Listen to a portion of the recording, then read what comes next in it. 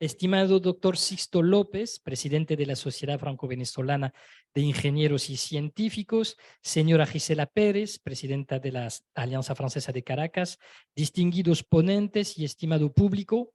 El año pasado, inaugurando la celebración que hicimos del Día Internacional de los Océanos en el Colegio de Ingenieros, tuve la oportunidad de recalcar los logros del One Ocean Summit que organizó en Francia, en la ciudad de Brest, el presidente de la República Francesa, Emmanuel Macron, conjuntamente con el secretario general de las Naciones Unidas, la directora general de la UNESCO y el secretario general del Organismo Marítimo Internacional. La Bretaña francesa recibió en esta ocasión a los representantes de 41 estados y a delegados de 101 países provenientes de múltiples organizaciones de la sociedad civil y del mundo académico. Esta cumbre permitió acelerar de manera sustancial la agenda internacional para los océanos. Todos acordaron firmar los compromisos de Brest para los océanos, conscientes que el lugar atribuido al océano en la agenda política internacional no está a la altura de su papel en los equilibrios climáticos ni al nivel de los peligros que pesan sobre la vida marítima. Se han comprometido para actuar a favor de la protección de la biodiversidad, del cese de la sobreexplotación de los recursos marinos y a favor de la lucha contra las contaminaciones para alcanzar una atenuación de los cambios climáticos. 14 países se han adoptado nuevas medidas para luchar contra la pesca ilegal y en Europa 22 de los principales navieros del mundo, juntos con los 18 mayores puertos, han creado el sello Green Marine Europe. Esta dinámica se está reforzando. La semana pasada, durante la cumbre organizada en la UNESCO en París sobre la contaminación plástica, el presidente francés abogó por la adopción de un nuevo tratado internacional contra la contaminación plástica, un compromiso que deberá ser confirmado en Nairobi, Canadá y Corea del Sur en los próximos meses. El mundo produce actualmente más de 460 millones de toneladas de plástico y esta cifra podría triplicarse en 2060 si no se adoptan medidas. Se estima que flotan actualmente en los océanos 200 millones de toneladas de plástico y que unos 135.000 mamíferos y más de 7 millones de aves marinas mueren cada año por culpa de este plástico.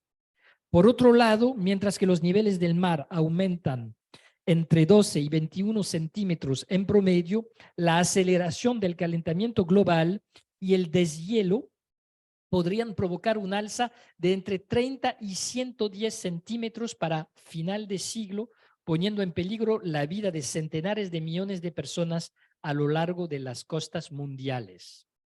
Los arrecifes y los manglares están en grave peligro, aun cuando albergan hoy en día la mayor biodiversidad del mundo. Si nuestra casa tierra arde, como decía el presidente francés Chirac, los océanos se hunden en un mar de contaminación que no detendremos sino con una fuerte voluntad política y una acción multilateral concertada. Costa Rica y Francia organizarán la próxima conferencia de Naciones Unidas sobre los océanos en 2025 en la ciudad francesa de Niza. Durante esta conferencia se buscará reforzar el financiamiento de las ciencias oceánicas, darle un mejor lugar a la sociedad civil y aportar las soluciones concretas que el océano necesita. Como lo va a explicar ahora la doctora Soraya Silva, debemos construir la ciencia que necesitamos para el océano que queremos, porque tenemos una responsabilidad conjunta. Al tener una frontera marítima regida por un acuerdo firmado en 1980, Francia y Venezuela comparten una responsabilidad ambiental común. Nuestra vecindad cuenta con 2 segmentos marítimos al oeste de las islas de Martinica y Guadalupe y al este de la isla venezolana de Aves. También tenemos desafíos comunes, como lo planteará el doctor Oscar Lazo. El coral Eunomia stolonifera azota las costas venezolanas y pronto estará en nuestras costas tal vez. Es un tema que interesa mucho a los científicos franceses y quiero aprovechar la oportunidad para saludar la presencia online Disculpa, pero estoy con una gripe fuerte. Quiero entonces saludar la presencia online de la doctora Malika René Trouillefou, de la Unidad de Investigación Borea Biologie des Organismes et Écosystèmes Aquatiques de la Universidad de las Antillas, quien nos acompaña hoy desde la isla de la Martinica.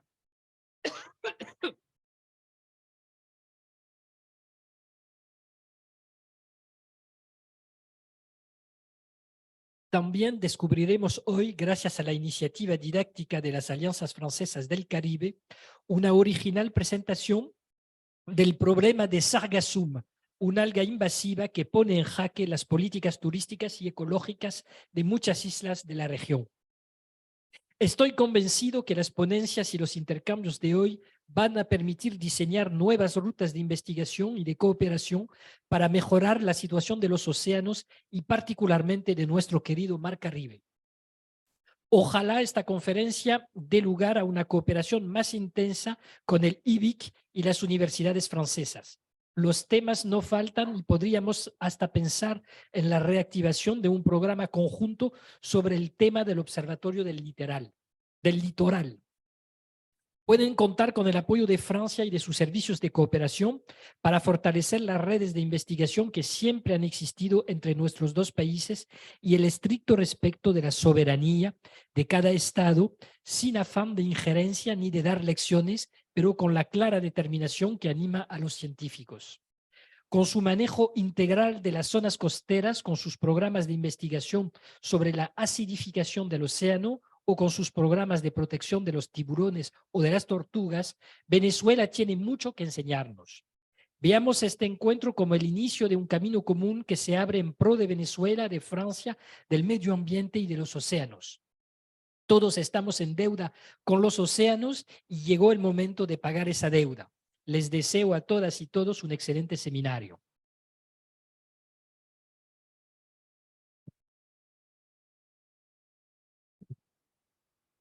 Muchísimas gracias, señor embajador.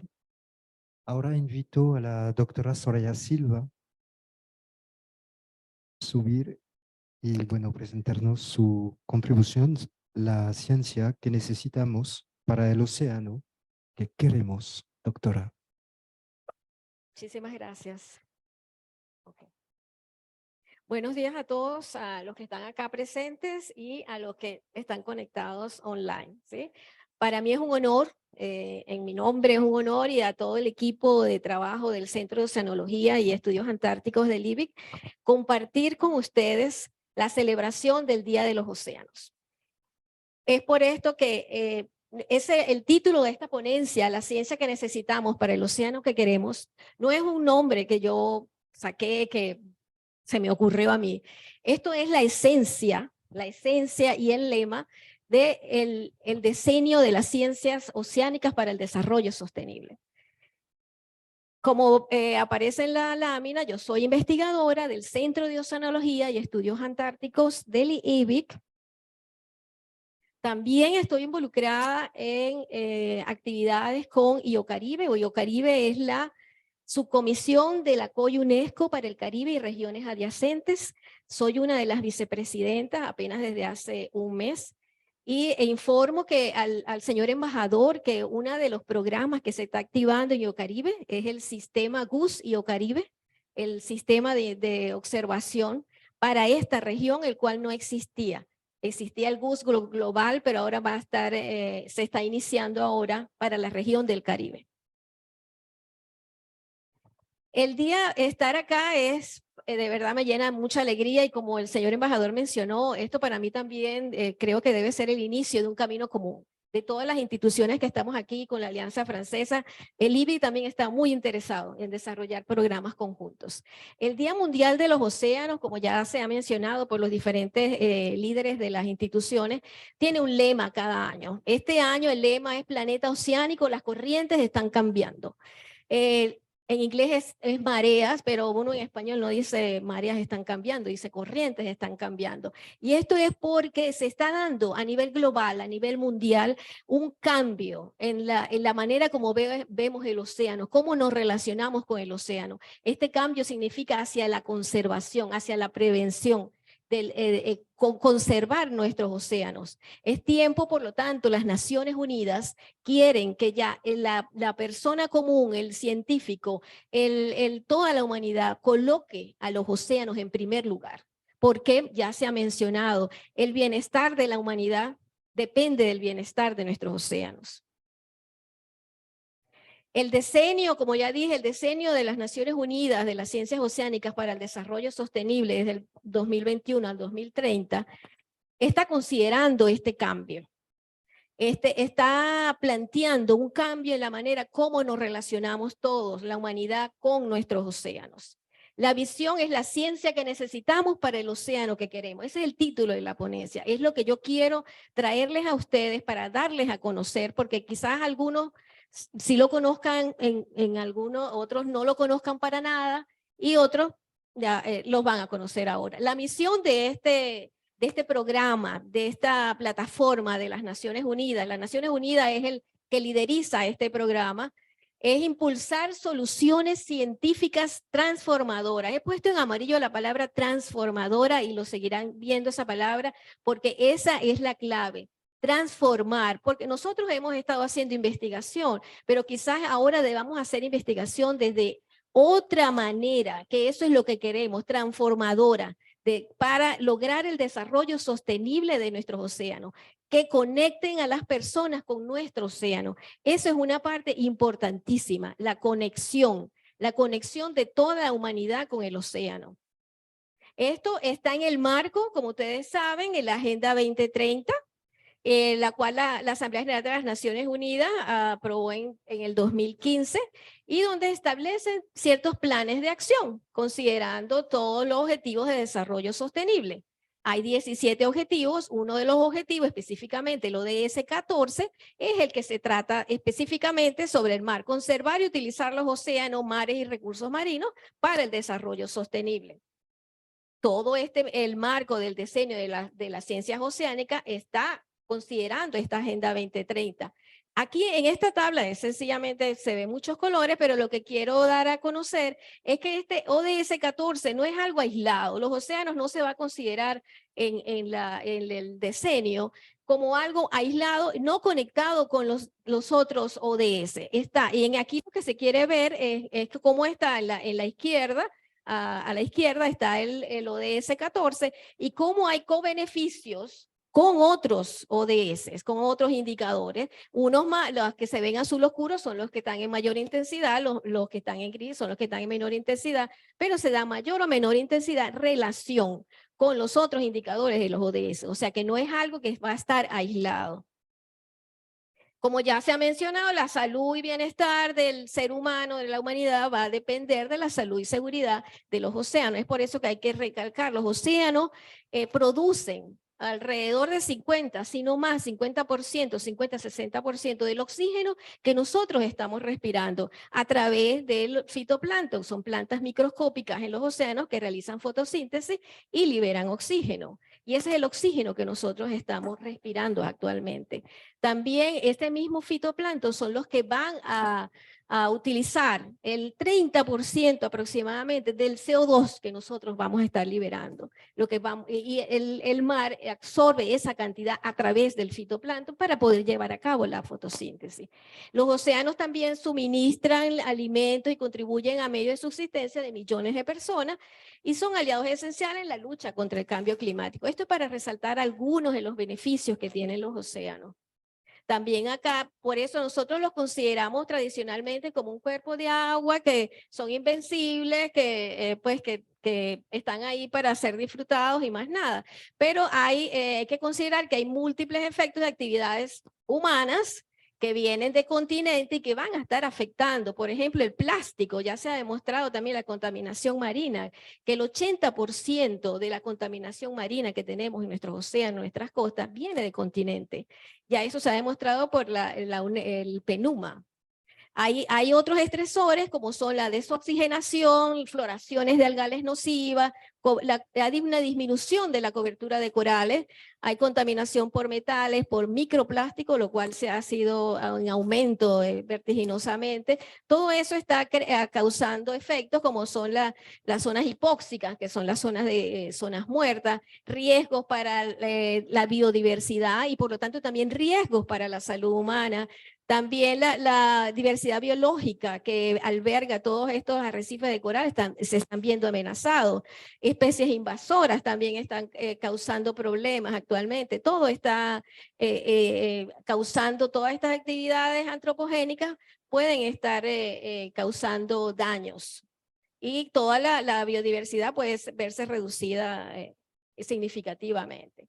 Entonces, también los océanos necesitan ser gestionados de otra manera, pero no los conocemos tampoco. Ese es otro aspecto. A pesar de que se ha hecho investigación científica, no los conocemos. Hay muchos aspectos que se desconocen. Solo se ha cartografiado el 19% del fondo marino. Existen zonas, sobre todo en los océanos profundos, que no se conoce absolutamente nada, ni en las regiones árticas, las regiones polares, que no sabemos nada sobre distribución de especies, ecosistemas, procesos oceánicos, factores de perturbación.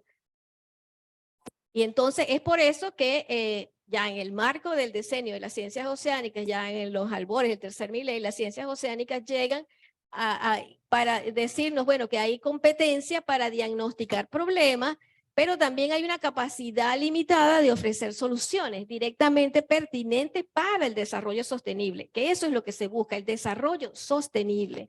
El mundo necesita una campaña a gran escala de ciencias oceánicas y por eso es que se planteó lo del diseño de las ciencias oceánicas de las Naciones Unidas, que cuente con financiamiento suficiente, que empodere e implique a todas las partes interesadas, y esto es clave, que sea suficientemente larga, es por eso que eso se inició en el 2021, involucre todas las disciplinas, todos los lugares, diferentes géneros, y esto lo voy a repetir una y otra vez, porque aquí todos están incluidos, comunidades costeras, comunidades indígenas, jóvenes recién graduados, así como gente ya especializada, pero no deja a nadie fuera. Cualquier persona puede participar en esto. Luego más adelante les mostraré cómo. Esto es sencillamente una cronología de cómo se ha venido desarrollando la idea del diseño. Esto inició en el 2017. La Asamblea de las Naciones Unidas lo proclama y pide a la Comisión Oceanográfica Intergubernamental de la UNESCO preparar un plan de ejecución. Luego de diferentes reuniones, 2018, 2019, 2020, finalmente, en el 2020, la Asamblea General de las Naciones Unidas aprobó el plan de implementación del diseño. En el 2020 también se aprobó la creación del Grupo de Planificación Regional del Caribe para el diseño de las ciencias oceánicas. Pero como todos sabemos, también en el 2020 nosotros tuvimos la pandemia y este diseño inicia justamente también con la pandemia. Entonces, y como vemos, esta pandemia ha cambiado también la manera en que nosotros nos relacionamos con nosotros mismos y con todas las instituciones. Se ha puesto en relieve la importancia de la ciencia y el conocimiento que para poder afrontar estos hechos y también para poder establecer políticas, decisiones. Entonces, conforme nos vamos adaptando a esto, también los océanos tendrán que desempeñar un papel central en los esfuerzos para la recuperación después de esta pandemia. Actividades que se desarrollaban también de observación, de análisis, de boyas que se dejaban de análisis, también eso se vio bastante afectado durante los primeros 2 años de pandemia. Entonces, ¿qué pretende lograr el diseño de las ciencias oceánicas? Tenemos el océano, a través del diseño, lo que queremos es lograr el océano que queremos. ¿Y cuál es el océano que queremos? Este es el océano que queremos. Estas son 7 premisas que son las que se están considerando en el diseño de las ciencias oceánicas.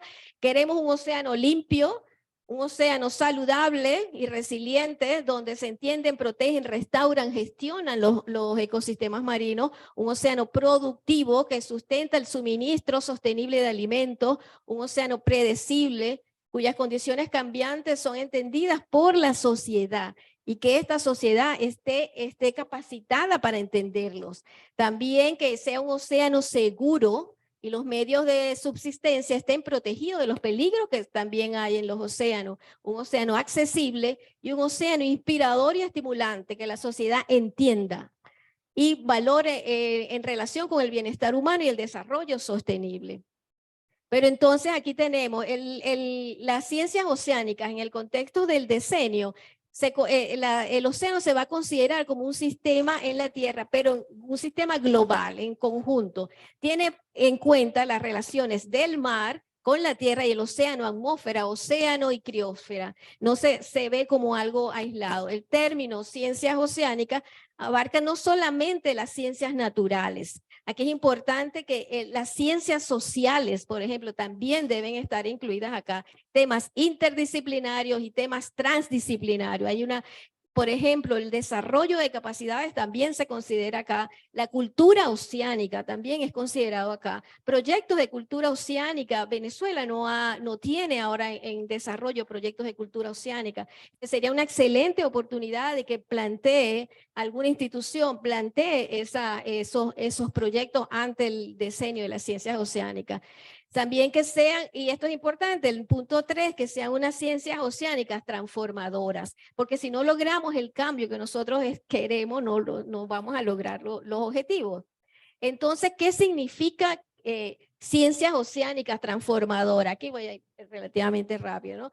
Que utilice la Agenda 2030 como marco central, que se planifique y apliquen conjuntamente en un entorno de múltiples partes interesadas. Esto se enfatiza mucho porque esto es que tiene que considerarse para ser consideradas ciencias oceánicas transformadoras. Todos deben estar presentes, todos los actores involucrados deben estar presentes.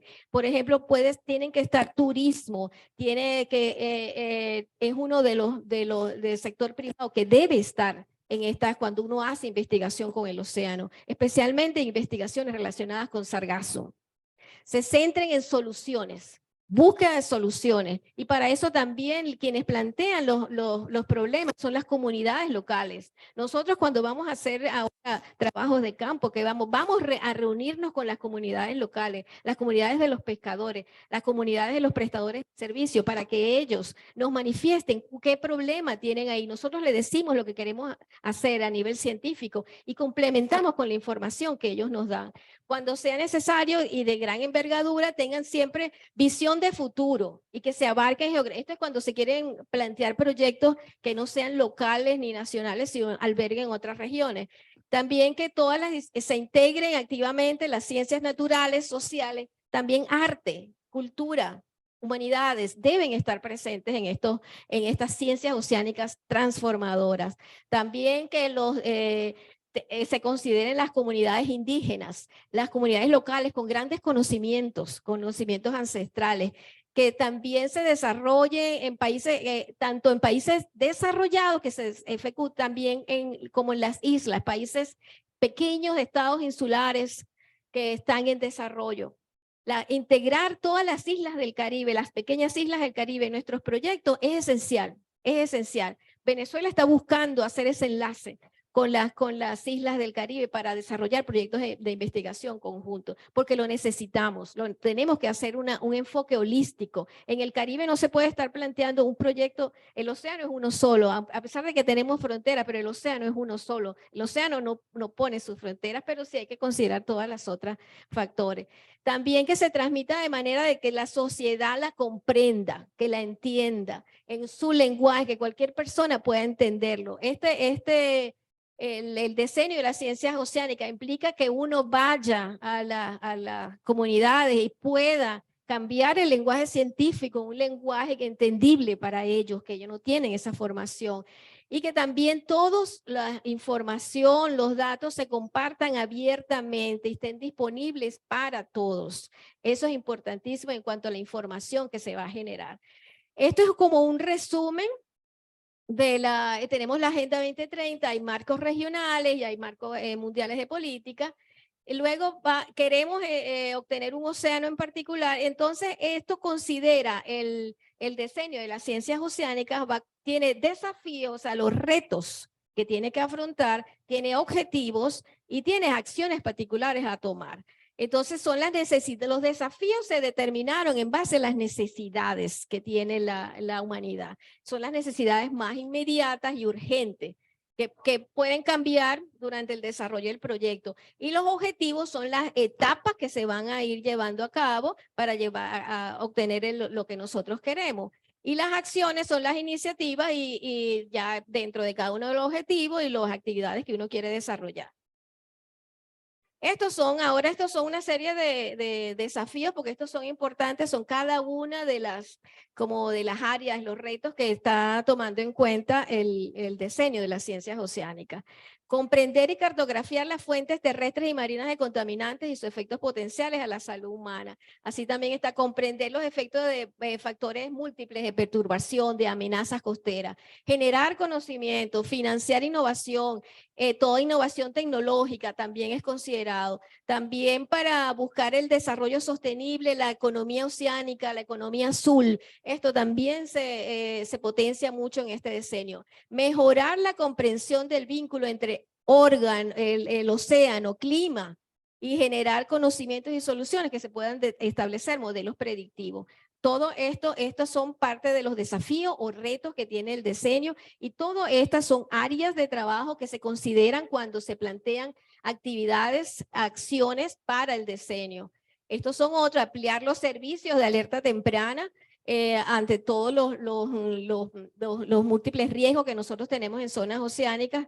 También garantizar un sistema de observación sostenible del océano y todas las cuencas oceánicas. Esto es importantísimo y ya se está trabajando sobre ello mediante la colaboración. Esa es una de las palabras, colaboración, que siempre van a escuchar también en el diseño.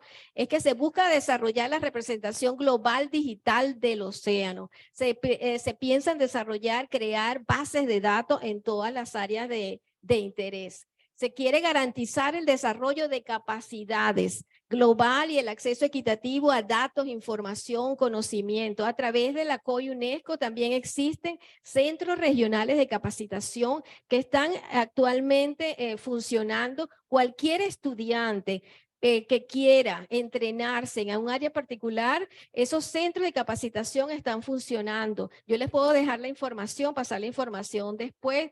OTGA, hay un centro que está en Colombia, en el INVEMAR, en esa institución, y ellos están ofreciendo cursos, que es importante que todas las personas, los venezolanos, apliquen a esos cursos. Cuando hacen una evaluación, Venezuela no aparece en el primer lugar de los que más han aplicado a estos estudios, aparece casi que al final. Y quería dar esa información ahí en medio de todo esto. Entonces también se quiere garantizar como uno de los desafíos la comprensión de los múltiples valores y servicios del océano para el bienestar de la humanidad, de manera resumida. Ahora, ¿cómo vamos a pasar del océano que tenemos al océano que queremos? Bueno, sí, esto solo de una manera resumida el objetivo: determinar los conocimientos, generar un conocimiento y luego aumentar el uso de esos conocimientos. Entonces vamos a efectuar ciertas acciones y vamos a tener los resultados. Estos son los resultados que se esperan: océano limpio, un océano saludable, que ya los mencioné al inicio, un océano productivo, un océano predecible, seguro, accesible, inspirador e estimulante. Estas son las, de manera general, pueden leer allá arriba, pero las acciones del diseño. Hay programas, hay proyectos, hay actividades y hay contribuciones. La contribución se refiere ya al financista, a la institución que va a dar financiamiento. Una actividad puede ser una iniciativa individual independiente. Si una persona dice, tengo una idea de algo que quiero yo proponer al diseño, ¿cómo hago? Puede sencillamente contactarlos y proponen la idea nada más, y ellos le ayudan a canalizar la acción. También puede ser proyectos que pueden ser regionales, nacionales, y un programa ya es algo mucho más amplio, ya eso es el carácter regional o mundial. Estas son algunas de las acciones. Hay criterios que deben cumplirse. Voy a ir así un poquito más rápido porque ya voy a llegar ya a mi media hora. Entonces hay ciertos criterios que se deben de cumplir y sencillamente acelerar la generación de uso de conocimiento, ser formulada conjuntamente con generadores y los usuarios, no solamente los que hacen la ciencia, sino los que van a usar los resultados de esto. Y también superar obstáculos, diversidad y equidad. Eso es otra de los aspectos que la equidad de género también es considerada. Y colaborar con los depositarios de conocimientos locales indígenas. Estos son dos claves que tienen que ser consideradas en el diseño, ¿sí? Eso es importantísimo. ¿Y cómo se coordina? Bueno, hay una red. En redes hay una dependencia de coordinación del diseño, una unidad central, y luego hay centros de colaboración que van a ser regionales. Y ¿cuál es el beneficio? Bueno, oportunidades. Oportunidades para hacer enlaces, oportunidades para acceder a nuevas fuentes de financiamiento, oportunidades para aumentar el alcance de las acciones que se está haciendo. Es una gran oportunidad el diseño para hacer alianzas, para establecer alianzas con otras instituciones, tanto nacionales, porque a veces a nivel nacional no tenemos esas alianzas, y necesitamos tenerlas nacional también, y luego regional y global. ¿Y esto cómo participar en el diseño? Hay Comité Nacional del Diseño en cada país. Venezuela aún no tiene el Comité Nacional, pero les informo que ya está dando los primeros pasos para establecer este Comité Nacional del Diseño. Hay una plataforma regional, hay una alianza del diseño y asociados en la ejecución del diseño. Esas son redes también que están a nivel central. También hay una a nivel regional, hay un grupo de planificación. Y ya esto es que como participo, puedes liderar ese proyecto o unirte a alguna de las redes que ya existen. Si alguno quiere la presentación, yo se la puedo hacer llegar con mucho gusto, ¿sí? Esto es nada más de manera muy rápida que ellos hacen una evaluación también de cómo van haciendo el trabajo, el diseño, ¿no? Esto comenzó en el 2021, en enero oficialmente, y va a terminar en el 2030, pero eso no se queda ahí, o sea, la idea no es que se quede, que ya termine el diseño y ya no voy a hacer más nada de lo que estoy haciendo, eso se continúa, hay que tener una visión de futuro que eso va más allá. Entonces, sencillamente los pasos que se dan dentro, esto es algo interno de que ellos piden informes, todo se va recopilando información y si hay alguna falla, se corrige. Esto es nada más para informarles de manera general que hay en los últimos 2 años, este año también, ya hay 47 programas que ya están aprobados, hay 235 proyectos, 79 contribuciones, que esas son las que dan el dinero, 470 actividades y están involucrados 54 países. Hay un comité de asesoría que está formado por 15 miembros de 14 países y hay 8 mujeres y 7 hombres. Como ven, las mujeres liderizan. Hay también a nivel regional, también hay grupos de trabajo, hay 33 países ya tienen los comités nacional. Esperemos que ya Venezuela sea el próximo que lo tenga. Y luego, bueno, ahí ya a la parte inferior ya salen todos los grupos de patrons, son la gente financista que han dado, y 17 instituciones, hay países que están dando financiamiento. Y hay una red que está conformada por 7,000 miembros, más de 7,000 miembros creo yo, que al entrar a la página, ustedes pueden entrar. Yo quería darles esta información. Estos son proyectos aprobados en la región del Caribe y América Tropical, que por las siglas en inglés STAC, América Tropical y del Caribe, atendiendo una convocatoria del diseño en la segunda convocatoria, se aplicaron 7 proyectos, los cuales se aprobaron. Y yo coordino el 134.2, que es el establecimiento de un observatorio de contaminantes para la región del Caribe. Y este es un proyecto que está afiliado al programa, un programa que existe ya, que está endorsado Vida Marina 2030, el cual uno de los líderes de este programa es el doctor Frank Mueller Carger, que él es venezolano, pero está residenciado en Estados Unidos.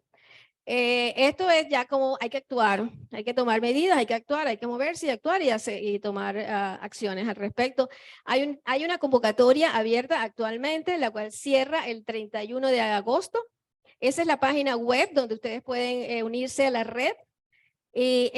Aquí, pero las convocatorias se las dirigen en un área particular. En este caso, polución marina y restauración es para programas. Necesitan programas, o sea, programas grandes, y también están solicitando contribuciones. Y hay programas, hay 18 programas específicamente que están solicitando proyectos. Ahora, aquí no coloqué porque ya me iba a extender demasiado. Uno de los programas es Vida Marina 2030, que trata sobre todo sobre biodiversidad, y entonces ese programa está pidiendo proyectos y pueden accesarlos a través de la página web y luego información individual de cada programa. Y bueno, y para finalizar, solamente quería decirles que a pesar de que hay un solo día, es bueno que hagamos que consideremos todos los 365 días del año. Muchísimas gracias. Ese es un enlace para un documental realizado por una institución española, El futuro del océano, que está muy bueno y es recomendable. Muchísimas gracias. Estoy a la orden para cualquier pregunta.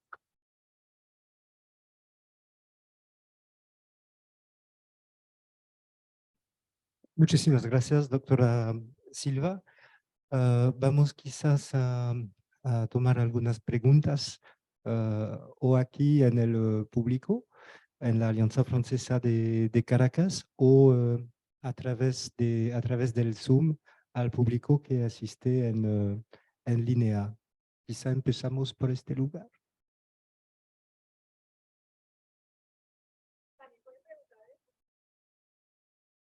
Señora embajadora. Bueno, primero quisiera felicitarla por la ponencia, que fue realmente impactante, sobre todo el trabajo que se hace en Venezuela. Quería hacerle una pregunta sobre la dimensión regional y qué tipo de intercambio tenéis con los demás países de la región que enfrentan los mismos retos, en particular sobre la fragilidad y la necesidad de proteger el Mar Caribe, la lucha contra la pesca, demasiado pesca, digamos, la sobrepesca, perdón, buscaba la palabra. O sea, ¿cómo se trabaja en red regional y si tenéis cooperaciones estrechas con los demás países de la región? IOCaribe es la subdivisión de la COI-UNESCO, de la Comisión Oceanográfica Intergubernamental de la UNESCO. Entonces, es Caribe y regiones adyacentes. Entonces, ellos desarrollan varios programas, varios proyectos, y a través de ese marco de IOCaribe es que sí se están estableciendo estas redes. Del 9 al 11, ¿estamos en qué mes? Estamos en mayo, fue la reunión, se hace cada 2 años de IOCaribe. Yo asistí como delegado de Venezuela a esta reunión y no hubo participación de los estados insulares, solamente estaba Aruba, estaba Trinidad y Tobago, y sí hubo presencia online igual que acá, fue una conexión online de algunas islas de Francia. Y sí estaban conectados y fue un inconveniente porque por falta de presupuesto no se pudo hacer la traducción al francés. Que eso ya se están tomando medidas al respecto. Pero sí hay muchísimo interés, sobre todo por la COI UNESCO y también por IOCaribe, por supuesto, en hacer esas colecciones, en hacer esas alianzas. Yo tuve una reunión ayer precisamente con uno de los líderes de la Vida Marina 2030 y ya me puse en contacto con una persona de la isla de Grenada. También se está planificando sobre todo un taller en Colombia sobre buenas prácticas para los océanos. Pero sí se están estableciendo y hay mucho interés por parte de la Secretaría de IOCaribe, la cual dirige la doctora Lorna Innes. Ella es de Barbados y anteriormente estaba trabajando en Jamaica. Jamaica también estaba presente en esta reunión, pero los SID son prioridad, los pequeños estados insulares son prioridad.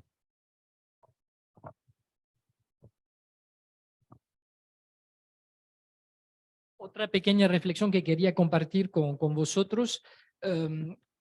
Hay mucha información ansiógena sobre el deterioro del medio ambiente. Y es normal porque es evidente que tenemos muchas señales del deterioro del medio ambiente, de los mares, los océanos, pero también de los demás ecosistemas. Lo que a mí me impacta como diplomático, llevo 27 años de carrera diplomática y empecé mi carrera con precisamente la cartera del Derecho Internacional Medioambiental. Fueron casi 5 años de mi carrera participando como jurista en las delegaciones francesas en los convenios internacionales del medio ambiente. Y he visto a lo largo de mi carrera cómo ha aumentado la movilización internacional sobre los temas medioambientales. Se están tomando medidas, se han firmado tratados. Por supuesto, los retos son inmensos, pero sí hay una movilización, medidas que se toman. Y la reflexión que quería compartir, estamos hablando de los océanos, pero hay otro tema importante entre Francia y Venezuela, es la Amazonía. Y vamos a tener dentro de unas semanas, y quizás podrá ser un trabajo también de las alianzas francesas en los próximos meses y los próximos años, las alianzas francesas que están en la zona amazónica podrían unirse con los científicos venezolanos para hablar de las medidas que vamos a tomar juntos y que estamos tomando ya para proteger este ecosistema amazónico. Va a haber una cumbre a principios de agosto donde participarán los presidentes de Francia, de Venezuela, a invitación del presidente de Brasil, principios de agosto en Belém. Y creo que va a ser un momento también importante de relanzamiento y de reforzamiento de la protección de los ecosistemas. Comparto esta reflexión porque veo un gran parentesco entre lo que usted ha expuesto sobre la necesaria subida en potencia de la movilización regional internacional sobre los océanos. Lo mismo está pasando con la Amazonía. No quiero tapar que hay dificultad, que hay contaminación, que hay destrucción, pero también hay una gran movilización de los estados, de la sociedad civil, y yo veo a través de esta movilización mucha esperanza. Es decir, que creo que los seres humanos somos capaces también de superar esos retos y de enfrentarlos juntos, más allá de las discrepancias políticas. Es cierto, y usted mencionó una palabra, juntos. Esa es la clave, o sea, tenemos que hacer esto juntos, porque por países individuales no podemos. Entonces tenemos que unirnos para poder tomar medidas. En ese proyecto, en el Centro de Oceanología también desarrolla un proyecto el doctor Juan Alfonso con una persona de, ¿cómo se llamaría? De Francia, creo que el IFREMER, está en Brasil, ella está en Brasil actualmente porque está desarrollando ese proyecto con alguien en Brasil, que es para estudiar, pero haciendo oceanografía física, modelaje, considerando el transporte de calor y de las floraciones que hay ahí en esa zona. Entonces ya estamos trabajando juntos. Y yo también estoy interesada también con alguien del IFREMER, y es una investigadora que está en Guadalupe, también sobre estudios sobre floraciones algales nocivas, que eso es un problema también que atañe toda la región del Caribe. Muchas gracias.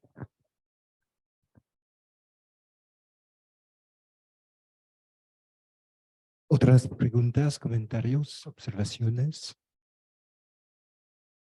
No en la sala, pero quizá en línea. Bueno, así que vamos a seguir. Antes de seguir, le acuerdo que gracias a la SLIC tenemos aquí un servicio permanente de café, jugo, agua y bueno, que se puede. Muchas gracias, doctora. Y que se puede aprovechar al fondo de este jardín, guardándose de las caídas de mangos.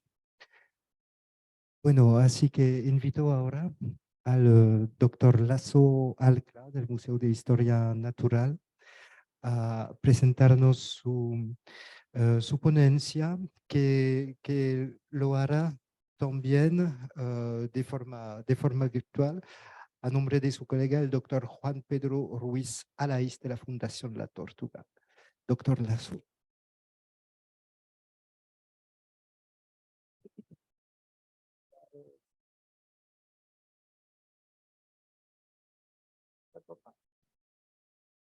¿Qué tal? Buenos días. Muchas gracias por su asistencia. Y bueno, muchas gracias a la Embajada de Francia por esta invitación, a la Graduaría Laboral de la Embajada de Francia, a la Alianza Francesa. Yo les voy a comentar, yo les voy a hablar hoy sobre digamos, un tema, una situación que tenemos ahora desde Venezuela y que va a partir y va a repercutir en todo el Gran Caribe, ¿no? Y le interesa mucho, por supuesto, al gobierno francés, ¿no? Y a Francia. Esta conferencia la voy a dictar en mi nombre y en nombre de Juan Pedro Ruiz Ale, que es el coordinador científico del proyecto UNOMIA. Él no puede estar con nosotros porque está en España, está de viaje. Entonces, pues nada, yo la dicto en su nombre, ¿no? Tiene como título Amenaza en el Gran Caribe, la invasión del coral Unomia stolonífera y las acciones que estamos desarrollando dentro de una iniciativa que denominamos el Proyecto Unomia. O sea, no es un proyecto en sí, sino es una iniciativa como les voy a explicar más adelante. Pero bueno, para empezar a hablar de este tema rápidamente, tengo que hablarles de un tema ¿qué son las especies introducidas? Las especies introducidas son todas aquellas que no habitan en su área de distribución natural, es decir, que han sido trasladadas por el hombre o que de manera intencional o de manera accidental han sido trasladadas por el hombre o que el hombre ha dado las condiciones para que esas especies se desplacen y se trasladen de un lugar a otro, de un continente a otro, de un océano a otro o inclusive de un país a otro, ¿no? Pero también dentro del propio país, dentro del propio contexto del país, a veces el hombre introduce, por ejemplo, les cito aquí un tema que es entre los peces, entre cuencas. Yo soy ictiólogo fundamentalmente, entonces, pero trabajo desde hace 25 años, de los 35 años que tengo trabajando, trabajo hace 25 con especies introducidas. Entonces van a ver algunos ejemplos de cosas de peces, ¿no? Y entonces, bueno, entre la cuenca del Orinoco se han introducido peces a la cuenca del lago de Maracaibo, como los pavones, por ejemplo. Esto también son especies introducidas que dentro del contexto nacional son especies nativas, pero se comportan y tienen los mismos problemas que las especies que se denominan exóticas. Porque hay una serie de conceptos, eso es un tema muy complejo, hay una serie de conceptos, entonces hay una serie de, digamos, de falta de conocimiento y una confusión tremenda porque hay una serie de conceptos exóticas, invasoras, trasplantadas, transferidas, asilvestradas, naturalizadas, criptogénicas, en fin. Todo eso que ustedes ven allí en realidad son especies introducidas. Pero también van a ver un tema que van a escuchar o seguramente ya habrán escuchado de las especies invasoras. Las especies invasoras, las algas, el sargassum es una especie invasora. En realidad las especies no son invasoras como tal, sino la invasión es un proceso en el cual una especie pues pasa una serie de etapas y una serie de barreras. La primera barrera es la geográfica, que el hombre traslada a la especie de un lugar a otro.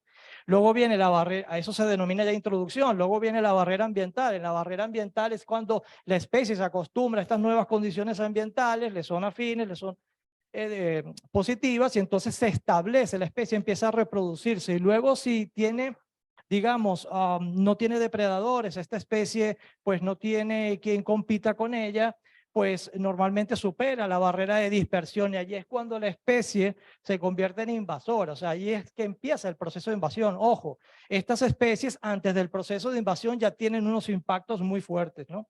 Uno de esos impactos, digamos, consecuencias, ya desde hace más de 30 años se sabe que la introducción de especies es la primera causa de pérdida de biodiversidad animal, por ejemplo, ¿no? Entonces, mucho más que, por ejemplo, la pesca o la destrucción de hábitat, ¿no? Claro, las otras dos unidas tienen un mayor peso. Pero también las especies introducidas y sus invasiones tienen unas consecuencias, por ejemplo, en los ecosistemas y van mucho más allá porque tienen normalmente consecuencias económicas en las actividades humanas del ser humano y, por supuesto, en la salud pública, ¿no? Para un ejemplo, el COVID, ¿no? Que estamos tratando de superar. Pero bueno, ya un poco entrando en el tema de quién o qué es Unomia stolonífera, esto es un coral blando. Es un coral blando, un coral de la familia Cenidae. Los corales normalmente que nosotros conocemos que forman arrecifes son los corales pétreos, que tardan muchos años, siglos en crecer. y los corales blandos pues no tienen este esqueleto calcáreo, ¿no? Y crecen muchísimo más rápido. Entonces, estos corales tienen una serie de pólipos, su característica es que tienen pólipos pulsantes activos y por allí captan su alimento. También los corales captan su alimento también con unas zooxantelas, con unas microalgas, de la cual por la fotosíntesis también captan su alimento, su energía, pero estos corales blandos tienen las dos vías de captar alimento y también por medio de fotosíntesis, ¿no? Tienen una serie de pígnulas, una serie de los pólipos pulsantes, y su área de distribución natural está en Indonesia, en las islas de Ambon y Sulawesi, y el primer lugar donde lo encontramos en Venezuela es en la costa oriental.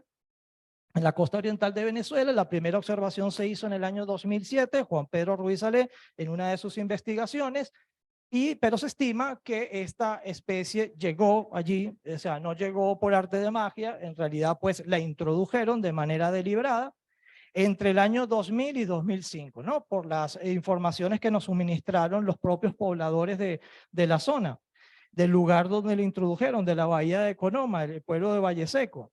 Ahí, ellos le informaron pues a Juan Pedro que allí llegaba un señor que comerciaba con peces ornamentales y que él llevaba peces ornamentales de la zona, pero también introducía cosas, ¿no? Entonces, bueno, esto es una de las formas deliberadas de introducción de especies, ¿no? Lo mismo han hecho con otras especies para que se críen en el medio natural y luego ser explotadas. Pero bueno, con las consecuencias que ha tenido esto, como van a observar, ¿no? Entonces, bueno, desde el año 2007, Juan Pedro Ruiz Ale estuvo tratando de identificar este organismo. Esto es un proceso, toda una historia que les voy a comentar de las acciones que hemos tenido en el proyecto UNOMIA, y le consultó a especialistas nacionales, especialistas regionales, nadie daba con la especie, nadie conocía esto era un organismo totalmente desconocido. Yo dentro de mi conocimiento le decía, esto puede ser un organismo vivo modificado y no una especie como tal, o sea, algo prácticamente creado por el hombre en el acuarismo, en el mundo del acuarismo, esto es muy común. Entonces, él, bueno, llegó a contactar al doctor Yehuda Benayahu de la Universidad de Tel Aviv, que es el mayor experto en taxonomía de esta familia Cénide, y como Juan Pedro ya empezó a ver que esta especie empezaba a tornarse invasora, oye, esto tenemos que publicar un estudio científico donde hagamos el primer registro oficial de que aquí tenemos un invasor. Y cuidado que esto está creciendo muy rápido. Entonces, por esa preocupación de Juan Pedro, en el año 2014 publican esto y en ese momento le llamaron Xenia SP. Xenia por asignarla a algún género de la familia Cénide, y SP por punto significa que todavía no se tenía el nombre científico, todavía se desconocía la especie. Y pasaron desde el año 2007 hasta el 2021 111 investigaciones científicas lideradas por el doctor Yehuda Benayahu, porque esto no es como decimos soplar y hacer botellas, el proceso de la investigación es largo y tuvieron que pasar más de 100 investigaciones de más de 30 investigadores para que llegaran a este estudio donde pudieron diagnosticar quién es la especie. En realidad era una especie ya descrita, pero se tuvo que describir un nuevo género. Entonces es una redescripción y una nueva clasificación. Y la especie ahora se denomina Eunomia stolonífera. Esto fue publicado en el año 2021, junto con Juan Pedro Ruiz. Y ese mismo año publicamos una evaluación cuantitativa en la revista Memoria de la Fundación La Salle de Ciencias Naturales, que editamos desde el Museo de Historia Natural La Salle. El profesor Ramón Varela es el editor. Y ese artículo científico que publicamos en mayo del 2021, la fecha de hoy, ya tiene más de 7.000 descargas y más de 10 citas. Esto es un total récord para cualquier estudio científico y más regional y más que venga de Latinoamérica. Ya le pongo la importancia que tiene. Pero este estudio, los datos son del año 2013.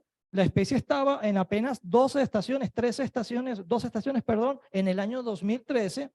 Pero esto fue un estudio palmo a palmo, un estudio cuantitativo con una metodología de las fotocuadratas donde diagnosticamos que la especie ocupaba básicamente dentro de los resultados entre el 50 y el 80%, ¿no? Esto quiere decir que, por ejemplo, esta cabeza de coral que tardó 5 siglos en crecer, Eunomia stolonífera prácticamente la cubrió probablemente en menos de un año, ¿no? Entonces, pero también tapiza todo el fondo marino, como pueden ver aquí. Esto es digamos, una de las áreas que se estudió y tiene 100%, esto es el 100% de cobertura, para que tengan una idea, ¿no? Y obviamente, pues afecta a todos los organismos del arrecife de coral, sésiles, que son los organismos que no se pueden mover, ¿ok? A los afecta, los asfixia, los tapiza, ¿ok? Pero a los, digamos, no solamente a las especies, esto estoy brincando, no solamente a los arrecifes coralinos, sino que también crece sobre todo tipo de fondo, sobre todo fondo fangoso, fondo arenoso, no solamente los fondos duros, sino también los fondos donde están los pastos marinos, que son áreas reproductivas también, áreas de alimentación, por ejemplo, de tortugas marinas.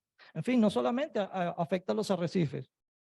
Y las especies que sí se pueden mover, las especies de peces, camarones, otros crustáceos, moluscos, simplemente las desplaza porque les está quitando su hábitat, les está quitando su casa. Entonces tiene doble efecto esta especie de eliminación, o sea, de matar la biodiversidad, de eliminarla directamente o de desplazarla. Y las formas de dispersión que hemos observado, que hemos estudiado y que se han publicado allí, obviamente los sitios donde allí había mayor cobertura de eunomia eran los sitios donde estaban las comunidades de pescadores, porque claro, al ser enredadas en las redes, en las trampas, en las nazas, ellos las limpiaban en sus comunidades y allí ayudaban a, digamos, a dispersar a la especie, ¿no? Y cada uno de esos fragmentos que ustedes pueden ver allí puede dar origen a una colonia. Normalmente los corales se reproducen, ¿verdad?, con una larva que se dispersa por las corrientes, pero estos corales tienen la particularidad que un pequeño fragmento puede dar vida a otra colonia. Y lo peor es que nosotros documentamos, por ejemplo, colonias, y esto lo ha visto también otro miembro del proyecto Eunomia, como José Juan Grieco Torres, que ahora se los vamos a presentar, sobre caparazones de tortugas marinas, pero también sobre objetos flotantes, basura. Y una hoja de talasia puede, hasta que se descomponga, puede navegar, puede flotar 3.000 kilómetros. Entonces, claro, esto es muy importante saberlo porque cualquier especie introducida en el mar, pues está a merced de las corrientes. Las corrientes en el Gran Caribe, que es el Mar Caribe, el Golfo de México, vienen de oriente a occidente. Y por supuesto, esto no es un problema de Venezuela, esto es un problema regional. Le compete a Francia, a Inglaterra, a Estados Unidos, a México, a todos los países centroamericanos, en fin, con los cuales estamos digamos, en conversaciones. Pero no hay que descartar también, ojo, porque esto da sorpresas. Bueno, el tema de las especies introducidas, yo dicto un curso de 4 días, y aquí tengo que hablarles media hora, el tema de las aguas de lastre, ¿ok? Donde apareció Eunomia por primera vez, o donde introdujeron Eunomia por primera vez, al lado está uno de los grandes puertos ahí de Puerto La Cruz y de Guanta. Y ojo, esto va a traer sorpresas, no le quiero decir nada, pero esto va a potenciar obviamente la introducción y la invasión de esta especie. ¿Por qué? Porque no solamente por el agua de lastre que tienen las embarcaciones, y luego si tienen alguna duda sobre lo que es, se lo puedo explicar, pero también sobre los cascos de los barcos, lo que se denomina el biofouling o la comunidad de organismos incrustantes, que pues los barcos son grandes dispersores y grandes, digamos, mecanismos de vía de introducción y de invasión de muchísimas especies. Y bueno, dentro del proyecto Eunomia, aparte de esas 3 publicaciones, 3 estudios científicos que son los únicos que se han hecho sobre la especie, sobre este problema, y ya llevamos muchas actividades para tratar de que pues la gente, los científicos se unan con nosotros. Hemos realizado otras 5 investigaciones que están en curso, solamente les voy a hablar de una de ellas, que es la evaluación cualitativa. Ya los sitios están tan tapizados que no se puede medir palmo a palmo, sino que hay que utilizar otra metodología más rápida. Y entre el 2016 y 2017 ya no teníamos 12 sitios, ya teníamos 78 sitios en 17 islas estudiadas. ¿Ok? Y al año 2023 ya tenemos no 78, sino más de 600 puntos. O sea, más de 2.100 metros cuadrados de cobertura, porque es que Eunomia está desde prácticamente desde unos centímetros hasta 50 metros de profundidad. Entonces la invasión es una cosa terrible. Y como ustedes pueden ver, los fondos marinos totalmente tapizados, pero es que no solamente lo hemos encontrado en el oriente de Venezuela, que está a 330 kilómetros de Trinidad y Tobago, por ejemplo, por eso no es un problema solamente de Venezuela, sino que esto está, por ejemplo, también lo hemos encontrado en las costas de Aragua y en las costas de Falcón, a 140 kilómetros de Bonaire, de las Antillas de los Países Bajos, y a 390 kilómetros de Colombia. Esto es bien preocupante porque si nosotros no tomamos acciones en Venezuela, nosotros por la comunidad internacional vamos a ser quemados en la hoguera como científicos, ¿no? Y como venezolanos. Y esto es un poco el panorama de lo que observamos ya en el 2022 en las costas de Aragua. Fíjense cómo hay lugares, hay dos localidades que están también con una cobertura entre 80 y 100% de cobertura de Eunomia stolonífera sobre todos los corales, sobre todos los organismos que allí viven. Pero es que también estamos a 610 kilómetros de las Antillas Francesas, de Martinica. Entonces esto es una situación preocupante que nos lleva pues precisamente a trabajar en conjunto por esto de las corrientes marinas, amén del tráfico de embarcaciones. Y bueno, nosotros no nos quedamos de brazos cruzados con las investigaciones, sino que en el año 2020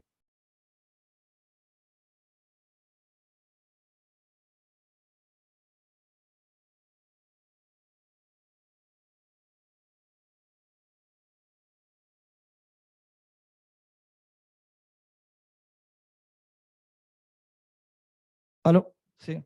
Ok. Sí, es que ya sonaba como raro. Bueno, desde el año 2021 nosotros comenzamos con esta iniciativa que denominamos Proyecto Eunomia, que es una iniciativa primero para la investigación, la educación y el manejo de la invasión de Eunomia stolonífera. Normalmente con las especies introducidas hay que hacer estas tres cosas a la vez. Entonces es súper difícil. Yo, por ejemplo, con el tema del pez león en Venezuela, tuve que dejar de hacer investigación y me tuve que convertir en un divulgador ambiental, como una especie de estrella de rock, donde di más de 200 conferencias en 7 países. Entonces esto es una situación muy difícil. O sea, los investigadores no podemos solos, ¿no? Y en esta iniciativa, por supuesto, hicimos una campaña educativa entre el 2021 y el 2023 en diferentes redes sociales. Esta campaña educativa, por supuesto, ya hemos dado más de 40, 50 conferencias educativas, tanto online como, o sea, a distancia como presenciales. Reportajes en la prensa han salido más de 50, tanto en la prensa nacional como en la prensa internacional. También hemos publicado pues artículos divulgativos en revistas divulgativas, artículos para todo público explicando la problemática. Tenemos en la página web de la Fundación La Tortuga el proyecto bien explicado y bien detallado con muchísima información. Dentro de este proyecto tenemos a nuestro director, que es el especialista, el biólogo marino Juan Pedro Ruiz Ale, que es el coordinador científico, coordinador del proyecto es Mariano Ñoro, que está aquí con nosotros. Dentro de los científicos está mi persona y está también el doctor Yehuda Benayahu desde la Universidad de Tel Aviv, el mayor especialista en el mundo de estas especies, en taxonomía de estas especies. Tenemos también al fotógrafo Humberto Ramírez Naim, el mejor fotógrafo de recursos marinos, de peces marinos en Venezuela, y al biólogo marino también y asesor técnico e instructor de buceo, José Juan Grieco Torres, dentro de nuestro equipo. ¿Ok? Hemos tenido, ¿cómo financiamos nuestras actividades? O sea, todas estas actividades las hemos financiado con recursos propios, no tenemos recursos, no tenemos financiamiento ni del Estado, ni de ningún organismo privado hasta el momento. Tenemos un GoFundMe, una solicitud que apenas ha logrado pues unos pocos dólares, pero prácticamente ha sido de nuestro bolsillo o de nuestras impactadas instituciones en las que participamos, la Fundación La Tortuga, la Fundación La Salle de Ciencias Naturales. ¿Y qué es lo que necesitamos? Bueno, básicamente cooperación técnica y financiera internacional, nacional e internacional, porque si no trabajamos en conjuntos, obviamente no vamos a poder lograr nada. Y para eso hemos hecho reuniones con Colombia, tenemos reuniones planteadas con las Antillas holandesas, esperamos tener reuniones con organismos de Francia, porque esto es un problema que va a ser de todo el Gran Caribe, o sea, la invasión de Eunomia stolonífera va a ocurrir en todo el Gran Caribe, no solamente es un problema de Venezuela.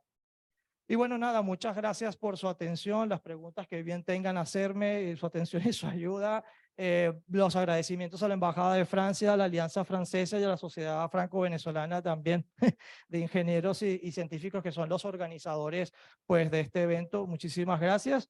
Y bueno, si tienen preguntas, con gusto se las podré responder ahora o después, un poco más tarde, cuando gusten.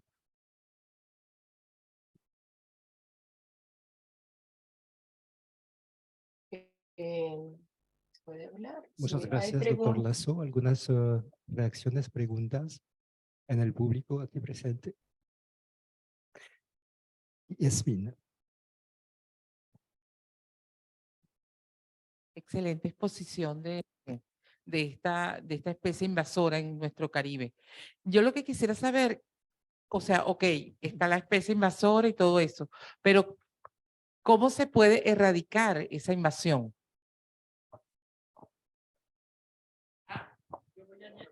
Yo voy a añadir una pregunta. ¿No se pueden asociar a la financiación de la investigación e incluso de la decontaminación a empresas que sacan sus beneficios del producto, de los productos del mar? ¿No se podría asociar de cierto modo la economía del mar a la financiación? No sé si es posible, si se ha barajado la posibilidad o no. Quiero mencionar que en los productos que más se exportan de Venezuela a Francia hay los camarones. En casi todos los supermercados de Francia se encuentran camarones venezolanos. Yo lo hice ya en las redes sociales de vacaciones en Francia, fotografié productos del mar venezolanos que se venden en Francia. Sí, bueno, respondiendo primero con las damas. Primero las damas. Básicamente no podemos hacer milagros. O sea, cuando nos preguntan, oh, ¿qué problema tan grande tenemos? Sí, ¿y cuál es la solución? No la sabemos todavía. Apenas tenemos 3 investigaciones científicas que se han logrado hacer con financiamiento propio. Necesitamos hacer más investigaciones para, por ejemplo, saber que, para qué puede servir el Eunomia. Cuando yo hablaba, por ejemplo, del pez león, que el pez león lo que hace es depredar, y luego las especies se acostumbran al pez león y ya lo ven como un depredador y huyen. Con Eunomia no pueden huir. Eunomia los tapiza, tiene un cóctel de químicos que mata a los corales antes de tapizarlos y le quita la caza a los organismos que se pueden ir. Entonces, ¿pero qué podemos hacer con Eunomia? ¿No los podemos comer? No sabemos. Lo más seguro es que no. Yo hablando con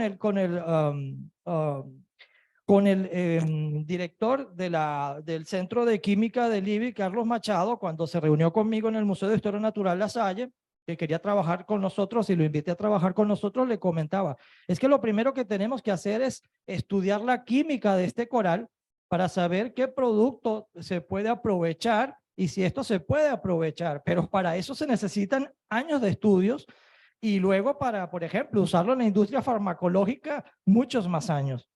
Entonces, claro, ahora estamos en una carrera a contrarreloj. Que sí, no, espera que crezca y que poble todas las costas de Venezuela y luego lo podamos utilizar como un recurso, sí, pero es que va a ser peor el impacto, peor el remedio que la enfermedad. Entonces, tenemos que tomar acciones pronto.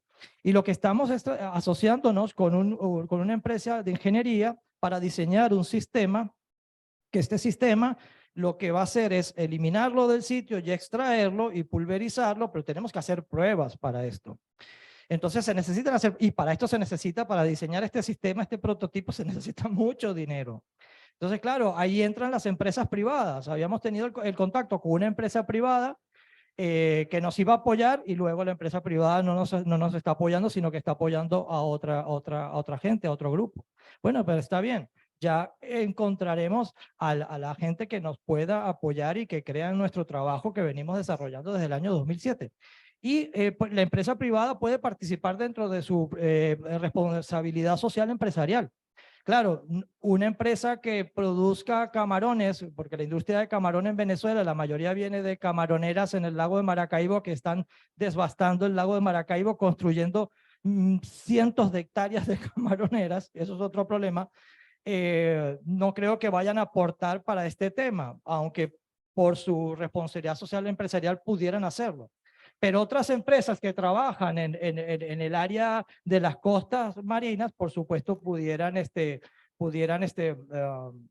digamos, colaborar con esto. Pero nosotros creemos que la cooperación técnica y financiera internacional es la clave para, digamos, un país y en la situación en que vivimos, y luego más el COVID que tuvimos, que nos ha dejado pues, en una situación económica pues un poco peor. Entonces, la solución es esta, la solución es trabajar en conjunto y trabajar con cooperación técnica internacional. Así se supo cuál era el nombre de la especie, de quién estábamos hablando, así se supo. O sea, nosotros solos no podríamos trabajar en eso, y es nuestra filosofía, trabajar en conjunto.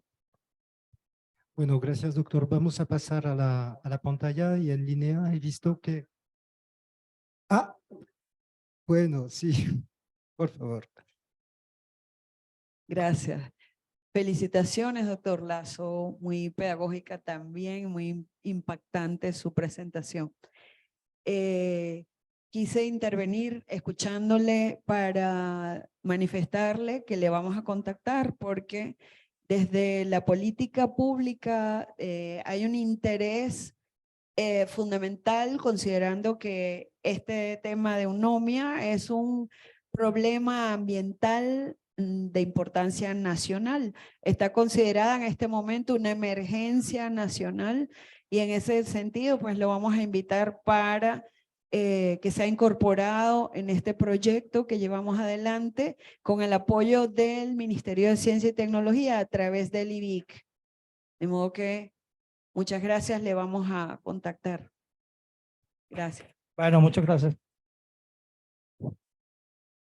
Gracias, doctora Cabrera. Vamos a pasar a la pantalla. He visto hace poco una pregunta de la profesora Figueroa, Idalit Figueroa, que ha levantado la mano. Si no está, vamos a regresar después a la profesora Figueroa. Aquí estoy. Ah, bueno, Muchísimas gracias por le escuchamos, la profesora. oportunidad. Ok, buenas tardes. Buenos días allá. Ok, la pregunta es la siguiente. ¿Cuáles son las adaptaciones fisiológicas que hacen que la eunomia, tan resistente a las condiciones extremas de temperatura, luz y sobre todo de la sedimentación, y por qué la pulsa?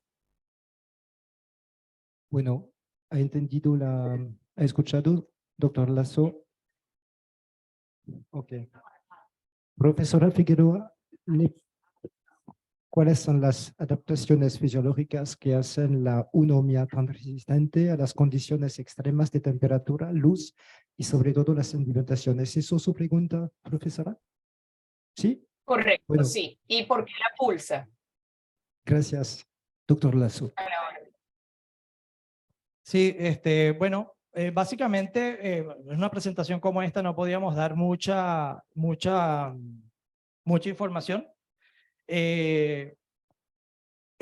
Normalmente las especies introducidas tienen una cualidad muy importante, que es que se adaptan cuando tienen éxito y se convierten en invasoras, es porque se adaptan a las nuevas condiciones ambientales, y que pueden ser afines o no pueden ser afines a su área de distribución natural. Y es porque tienen lo que se denomina una plasticidad en estas condiciones ambientales, es decir, que toleran, por ejemplo, grandes intervalos de temperatura, que toleran, en este caso de los corales, pueden vivir con pocas condiciones de luz o con muchas condiciones de luz. O sea, cuando están a poca profundidad tienen toda la insolación solar, pero cuando están a 50 metros de profundidad tienen muy poca luz que les está llegando, y ahí se alimentan de esa forma, de esa pulsación. Entonces, digamos, el éxito que tienen estas especies es porque tienen esta plasticidad. También porque el ecosistema, que es lo que se denomina fusión invasiva, el ecosistema no está en equilibrio. Es decir, las especies introducidas tienen mayor éxito en ecosistemas que ya están previamente impactados o que están previamente, digamos, con algún tipo de afectación. Ahí es donde tienen más éxito. Y estos tipos de corales tienen ese éxito. ¿Por qué? Porque van a encontrar lugares donde no van a y especies donde no van a encontrar competencia. Eunomia stolonifera es una especie de cénido. Estos cénidos tienen una serie de toxinas que las hacen muy exitosas porque las especies del Caribe no tienen estas toxinas para competir con ella. En su área de distribución natural, las otras especies, ¿cómo se controla esta especie? Bueno, porque es que las otras especies también hacen una guerra química, tienen esta serie de toxinas, se denominan terpenoides, y entre ellas mismas se controlan, no tienen depredadores. Una pregunta, por ejemplo, ¿qué depredador tiene? Bueno, pues hay un gusanito, un poliqueto que medio las pellizca en el Pacífico, vamos a traernos ese depredador. No, ese depredador aquí no va a servir porque probablemente se va a comer a todos los demás corales y no, o otros organismos, y eso se llama control biológico y son las peores metidas de pata que ha hecho el ser humano. Es decir, Eunomia stolonifera tiene una capacidad de adaptaciones fisiológicas que la hacen ser muy exitosa, como normalmente son las especies introducidas. Gracias, doctor. ¿Eso contesta, profesora? Sí, muchísimas gracias. Es correcta la respuesta. Y bueno, les estoy hablando desde Aula Taides, que es aliado también de Eunomia, el proyecto Eunomia, y directamente nosotros estamos trabajando con el director, que es el científico Juan Pedro Ruiz Ayay, quien fue que logró el nombre de Eunomia stolonifera con el científico de Israel. Bueno, muchísimas gracias por la oportunidad. Hasta luego, que tenga buen día. Usted por su presencia e interés. Veo también una pregunta de Carlos Pereira. ¿Tienen algún método propuesto para el control o erradicación de estos corales? Y pregunta vinculada, ¿han hecho estudios de caracterización de los metabolitos que producen? Doctor Lasso. No se han hecho esos estudios. Como les comentaba, apenas se han hecho 3 investigaciones, y una de las investigaciones básicas que se tiene que hacer es la parte de su fisiología, obviamente, la química, la constitución química de esta especie, ¿no? Siempre con miras al aprovechamiento para digamos, su recolección o su explotación, que siempre vemos la explotación como algo negativo, pero en este caso de las especies introducidas, la explotación es lo mejor. Por ejemplo, con el tema del pez león, vamos a pescarlo y comerlo, y cuidado con las espinas que son venenosas. Pero con esto no sabemos, no nos los podemos comer. Entonces, bueno, la idea es eso, la idea es estudiar precisamente la química, pero no se ha estudiado la química, no se sabe más nada. Lo que se sabe es lo que les mostré en la presentación. Estas 3 publicaciones científicas que se han hecho. No se ha hecho más ninguna otra publicación, porque es que apenas es que estamos sabiendo el nombre y apenas es que estamos viendo su impacto que está teniendo. Pero si no actuamos rápido, nos va a ganar la carrera, ¿no? Gracias, doctor. Ahora creo que veo en el público una pregunta del doctor Riba, consejero de cooperación de la Embajada de Francia. Muchas gracias, doctor Lasso. Muchas gracias a todos. De verdad, muy interesante estas presentaciones y muy útiles también. Entiendo el carácter novedoso de esta invasión, fulminante hasta lo que entiendo, va a amenazar probablemente las costas de las islas del Caribe francés, usted lo ha dicho. De hecho, aprovecho para decirle que no sé si están online ahora, pero los colegas de un laboratorio francés de oceanografía de las islas de la Martinica deberían estar presentes con nosotros, y quiero anunciar al público que nos escucha que después de estas conversaciones que tenemos hoy, vamos a organizar una reunión con ellos para intentar a través de este primer encuentro formalizar tal vez una cooperación, formalizar aunque sea mínimamente una relación de intercambio. Mi pregunta irá al público general, al humilde ciudadano que soy. ¿Qué debe hacer uno de manera general para velar sobre los ecosistemas, evitar de introducir especies invasivas, de manera general, esta u otra? Y cuando uno bucea, cuando uno hace una actividad lacustre, ¿qué error no debemos cometer para contribuir a la expansión de esta plaga?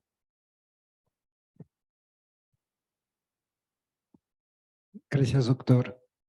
Doctor Lasso, primeros elementos de contesta. Sí, bueno, básicamente lo que se puede hacer o lo que puede hacer el ciudadano común, nosotros lo explicamos en pasos muy sencillos. Primero es divulgar la información, o sea, primero es crear conciencia.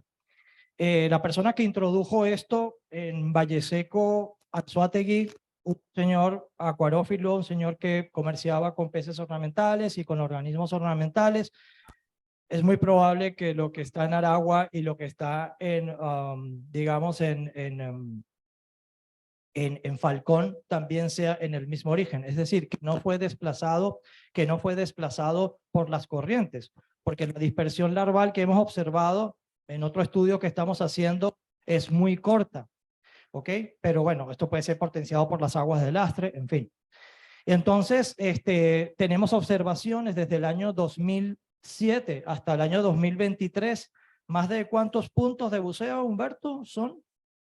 Más de 100 puntos de buceo donde se han peinado y no está la especie. Entonces, ¿cómo es que aparece de pronto por allá? Apareció en playas recreativas. Y esto lleva a la conciencia de la persona común. Oye, esta especie que yo tengo en mi acuario la voy a dejar porque ya este pez me creció mucho. En las aguas del lastre, los cascos de las embarcaciones, los canales interoceánicos, sí, introducen muchas especies, mucho fitoplancton, muchas cosas, muchas descargas. Pero es que las actividades, por ejemplo, benignas como tener mascotas, las vemos como unas actividades muy bonitas, muy benignas, pero resulta que en las costas de Florida está el primer centro de acopio de mascotas y peces en el mundo y hay 38 especies del Indo-Pacífico introducidas en las costas de Florida. El pez león fue una especie que invadió, pero este es el resultado de esta actividad mal manejada y de la falta de conciencia ciudadana sobre esto. Entonces, ¿qué puede hacer? Bueno, ¿qué podemos hacer ahora? Donde lo vean, por favor nos los informan. Que no tengo cómo apoyarlos económicamente, pero tienes vehículo, nos puedes apoyar con vehículos, nos puedes apoyar con gasolina, nos puedes apoyar con equipos de buceo, nos puedes apoyar con gente que nos pueda apoyar. Eso es lo que puede hacer el ciudadano común.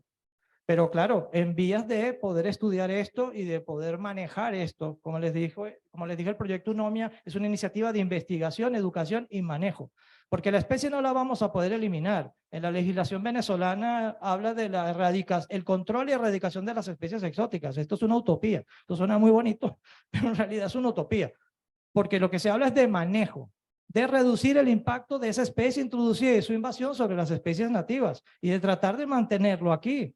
Y eso es el mensaje que le damos a los colegas de otros países. Por favor, apóyennos antes de que este problema les llegue a su casa. Y no volteen su cara, sino que ponen sus barbas en remojo, ¿no? La idea es que nos apoyen a controlarlo aquí antes de que se vaya para allá o no les llegue tan fuerte la invasión a sus países, a los países vecinos.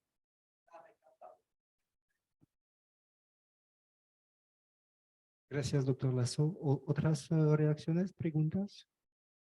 Así que vamos a seguir con la última sección de esta presentación de hoy, que es la presentación de un libro que se llama Sargassum, Historia de una marea parda,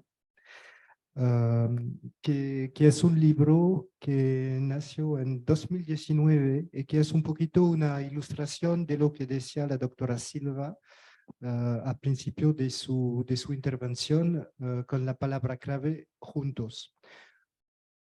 Esta presentación no es una presentación científica, pero de lo que podemos hacer juntos frente a una invasión. Esta invasión es la invasión del sargazo en los países de las orillas norte del Océano Atlántico, desde Brasil hasta México. La idea nació en 2019 en la Alianza Francesa de Santo Domingo y en la Agencia de Santo Domingo de l'Agence Française de Développement, Agencia Francesa de Desarrollo. La idea fue de fomentar adentro de toda la zona afectada por la invasión del sargazo proyectos multidisciplinarios para hacer una obra de divulgación científica que también que puede funcionar como una accroche, como un enganche para producir concientización y quizá algún tipo de acción especialmente dirigido a la población adolescente. Tenemos aquí el honor de tener a la doctora Vanessa Hernández, que es uno de los coautores de la parte venezolana de este libro. Sí puede acercarse, doctora Hernández.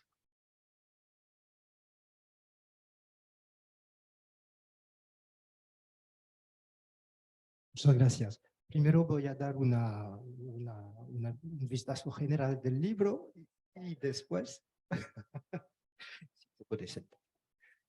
Bueno, alors,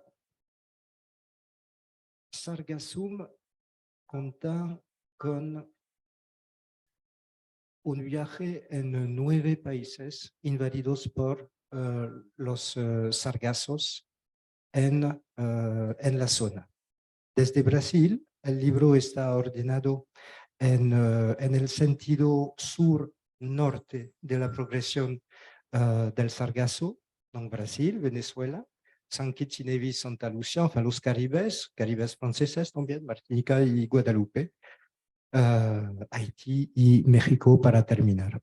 Como lo ven, América Central no está involucrada, pero está muy poco afectada pero poco, por la invasión del sargazo. Bueno, aquí está una representación general de las direcciones y aquí lo vamos a ver para Venezuela, un poquito cómo funciona este libro, que no solo es multidisciplinario, sino también multilingüal. Existe una versión en español, una versión en francés, una versión en portugués y una versión, por supuesto, para los caribes en inglés. Alors, aquí tenemos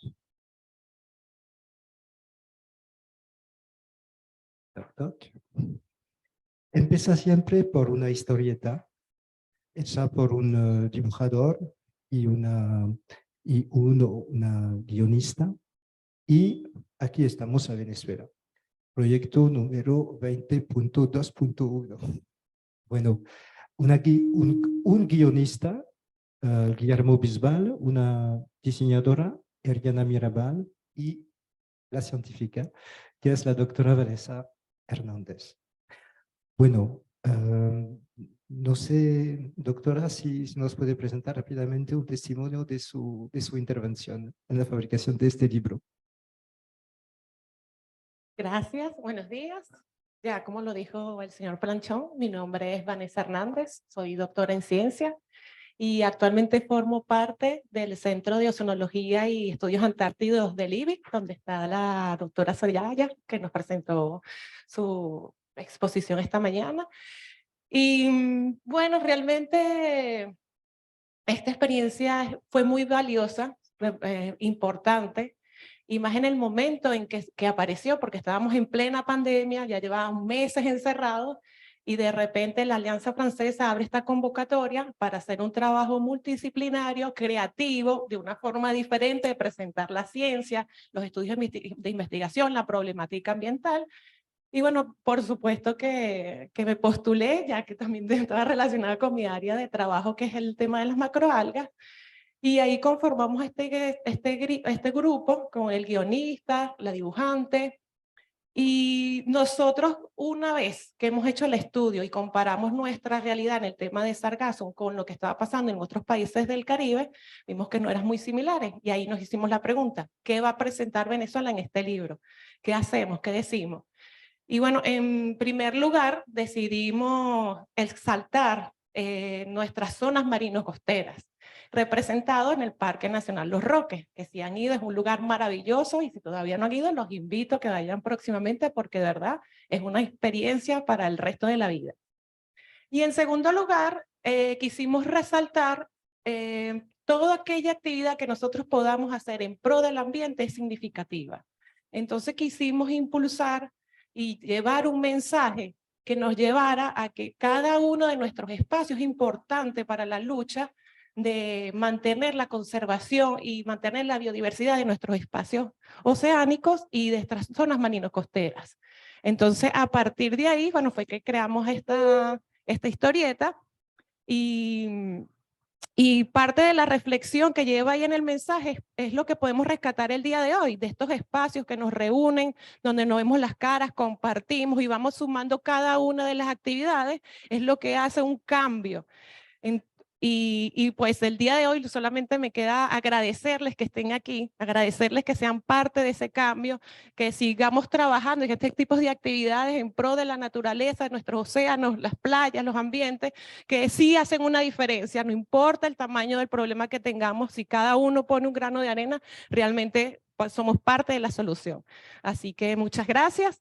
La verdad los invito a que lean la historieta. Tiene mucho amor, fue hecha con mucho cariño y realmente considero que está muy divertida y deja un mensaje importante. Gracias.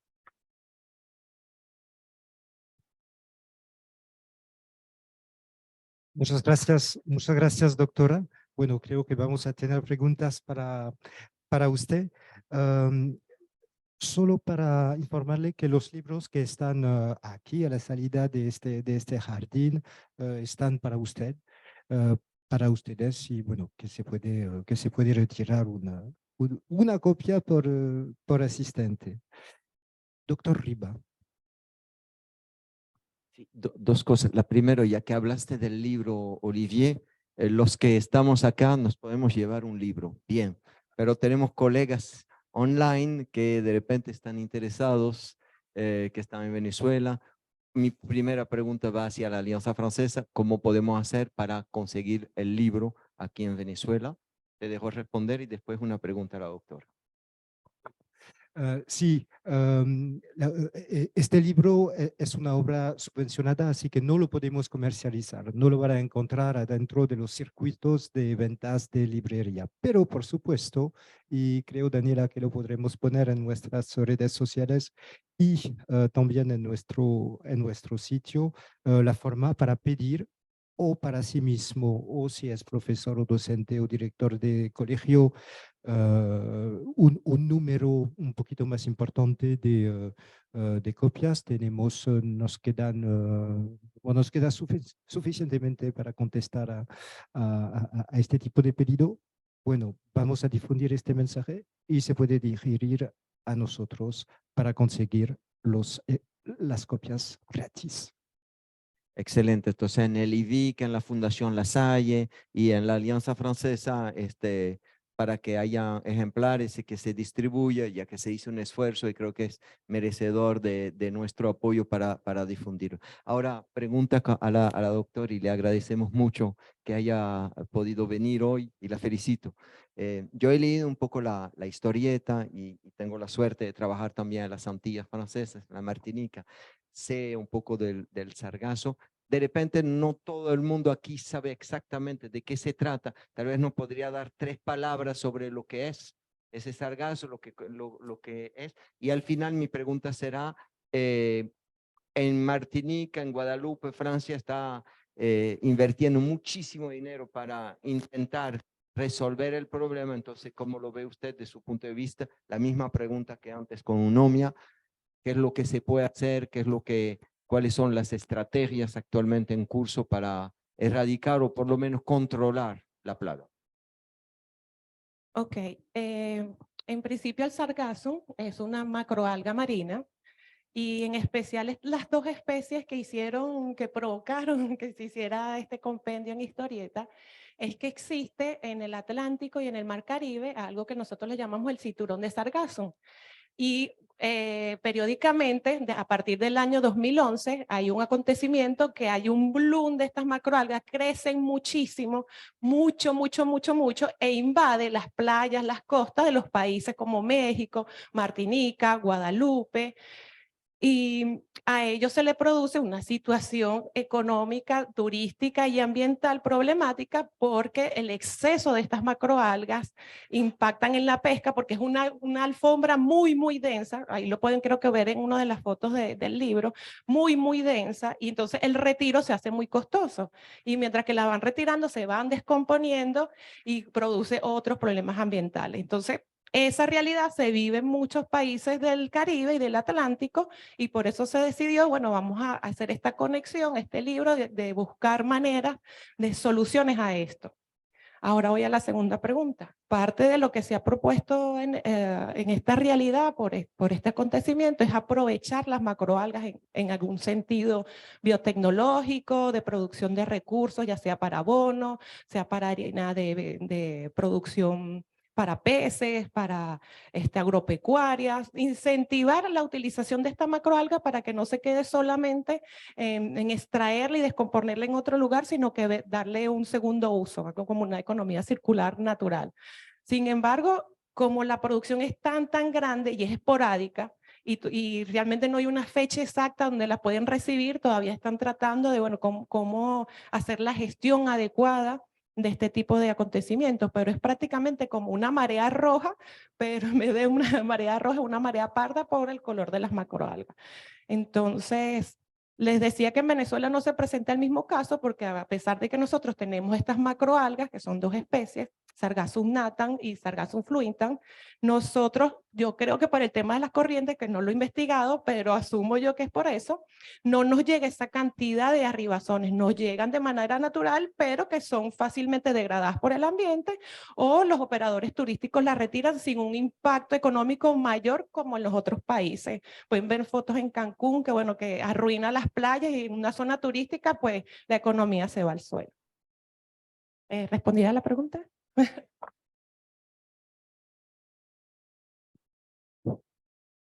Sí, una pregunta, Jaime, ¿no? Bueno, está bien. Bueno, he visto en el libro, en varias historietas, que, bueno, primero hay que concientizarse, hay que saber que es un desastre, bueno. Y hay varias soluciones. La primera es de hacer ciencia, de investigar, de conocer mejor. La segunda sería un reflejo primero de protección con barreras marítimas, bueno, son eficientes. Y la segunda cosa que he visto son esfuerzos para reciclaje, uso para hacer cosas para construir edificios o fertilizantes, este tipo de cosas. ¿Eso funciona también? Sí, en el caso de las opciones de fertilizantes sí funciona, y hay metodologías súper conocidas. De hecho, en el laboratorio del centro tenemos proyectos al respecto en esa área de valoración de los recursos pesqueros. También en el tema de construcción, el de las mallas puede servir, pero el tema de la red es que atrapa todo. Porque es una columna de agua y ahí va filtrando todo lo que pasa. Entonces solamente no impactas a la macroalga, sino también impactas a los peces, a toda la vida marina se ve afectada por ese tipo de redes. Entonces ahí el diseño y las investigaciones que se tienen que hacer son un poquito más pensadas para que puedas recoger de manera selectiva. Gracias. Así que las paredes no son soluciones para las invasiones de cualquier tipo. Bueno, otras reacciones, preguntas, quizá en línea, a ver si el chat está...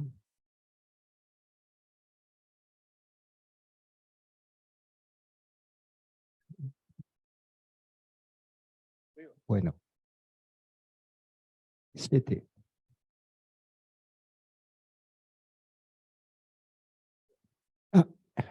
Tengo entendido que la zona de la Florida, Miami, están presentes actualmente en grandes cantidades. Sí, efectivamente, creo que la doctora Lía, o no sé, Blanca, efectivamente se encuentran también en la zona de Miami porque son impactadas por esas corrientes del Atlántico. Esta alfombra de macroalgas se ve en imágenes satelitales que corre desde el oeste de África hasta la zona norte del Océano Atlántico. Entonces, por eso se le llama el cinturón de sargazo, porque se ve en las imágenes todo cubierto de este tipo de macroalgas flotando en el mar. Muchas gracias. He visto también una pregunta sobre cómo descargar este libro. Este libro lamentablemente no se descarga, pero se puede consultar inscribiendo en Google Sargassum Calameo, que es la plataforma para consultar el libro y se puede consultar de forma libre, confortable, agradable. Lamentablemente no se puede bajar el archivo. Sargazos son manglares, ¿es así, doctora? No, los manglares son un ecosistema diferente con unas plantas, vamos a decir, acuáticas, mucho más grandes, con otro tipo de estructura dura.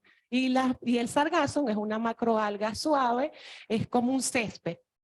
Entonces son diferentes ecosistemas, algo duro con árboles y el otro un césped flotando en el mar. ¿Son las algas que aparecen en el laguito del Círculo Militar, por ejemplo? No, son las algas, no son iguales, son familias porque son algas también, pero unas son de ambientes acuáticos dulces y estas son de ambientes salados marinos. Bueno, una pregunta para tener algunas copias del libro. No me acuerdo la fundación, pero la contesta de principio es sí. Nos pueden mandar un email a afvenezuela.org. Bueno, que lo vamos a tipear en el chat. Bueno, si no hay otras preguntas, vamos a dar las... Ah, sí. Señor. Un solo comentario. Entiendo que estos sargazos, esto no es una cosa nueva. Yo me acuerdo de las clases de historia nuestra, cuando venían los colonizadores del siglo XV, XVI, XVII, ya se hablaba del mar de los sargazos. O sea que eso no es nuevo. Esto ha existido históricamente, por lo menos en el Caribe y en norte, y en esta parte del Atlántico.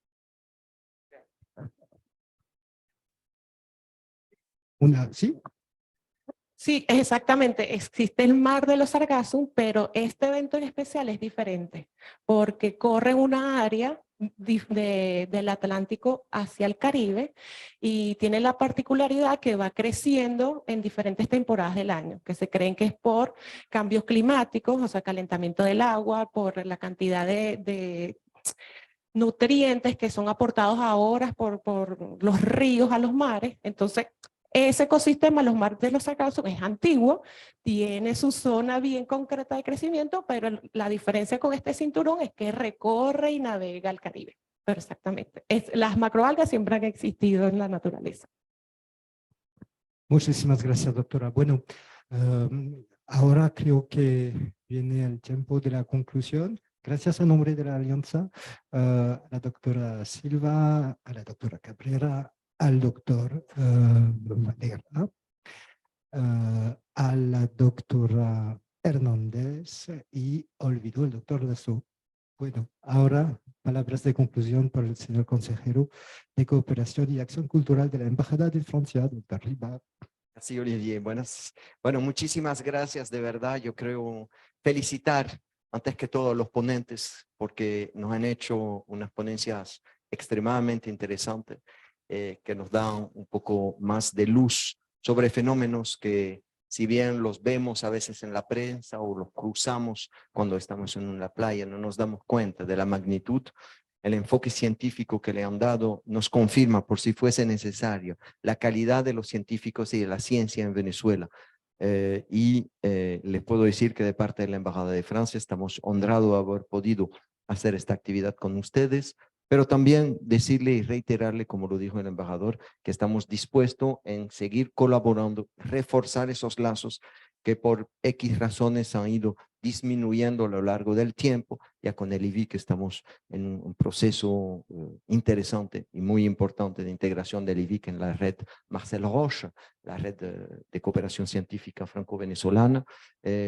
Así que nos ponemos a su disposición para ir fortaleciendo esos lazos, no solamente como embajada, porque nuestro valor agregado va a ser mínimo en cuanto a ciencia, pero obviamente poniéndolos en contacto con los diferentes laboratorios franceses que trabajan sobre los temas y para buscar financiamientos conjuntos en cuanto a investigación, porque de eso se trata. Agradecimiento a los colegas de la prensa y a los colegas del público presente también. Demuestra lo importante que es la educación en todos esos temas. Y desafortunadamente creo que podemos decir que el tema ecológico, el tema ambientalista, necesita ser reforzado en Venezuela, en Francia, en toda parte. La concientización muy a menudo no va más allá de un pequeño artículo que uno lee rápidamente en la prensa. Tenemos que trabajar juntos, trabajar con los jóvenes, con los niños. Por eso este proyecto, realmente Sargassum, me parece un bellísimo proyecto, porque va hacia los niños, los esfuerzos que hacen, doctor Lasso, usted nos explicó todas las conferencias que han dictado. Tenemos que trabajar con la juventud, con los niños, con los colegios.